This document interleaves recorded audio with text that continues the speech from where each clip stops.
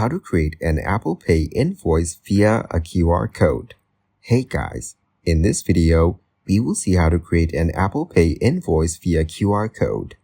First, use a platform that supports QR codes for payments, such as PayPal, Square, or another invoicing service. Now access your account on the chosen platform and create a new invoice with the necessary details. Ensure that Apple Pay is integrated into your invoicing platform. Next, create a QR code for the invoice. This can usually be done within the invoicing platform itself. Then, send the invoice to your customer via email or messaging, including the QR code. Once the customer scans the QR code using Apple Pay, you will receive a payment confirmation through the invoicing platform. Thank you guys so much for watching.